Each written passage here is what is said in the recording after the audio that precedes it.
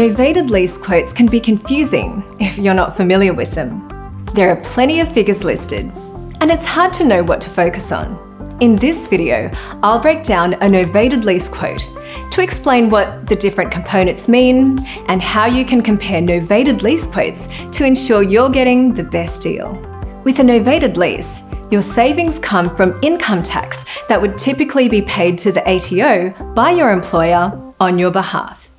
Each pay cycle, your employer pays Autocar Finance the total due for your vehicle's lease payments and running costs. This amount is deducted from your pre-tax salary, which means your income tax is calculated based on a lower figure. Calculating your running costs. In the example below, the vehicle's driveway price is $50,000 and its total running cost is $1,459.34 each month. Your employer would pay this $1,459.34 to Autocar Finance. They'd then deduct $1,097.64 from your net pay and reduce your pay-as-you-go contribution by $361.70 each month.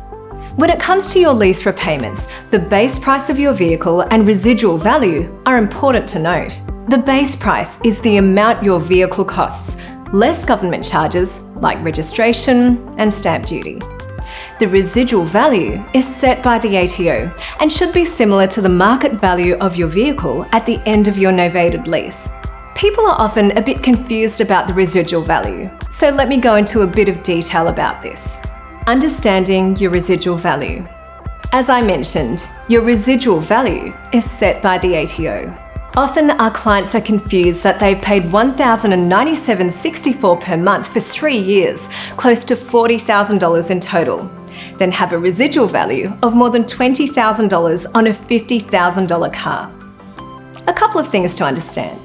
Firstly, your lease repayments include your vehicle's running costs, things like fuel, registration and maintenance, as well as the cost of finance. With a novated lease, you're paying for these things with pre-tax dollars, which means you're getting a significant tax benefit compared with paying for them outside a novated lease arrangement with after-tax dollars.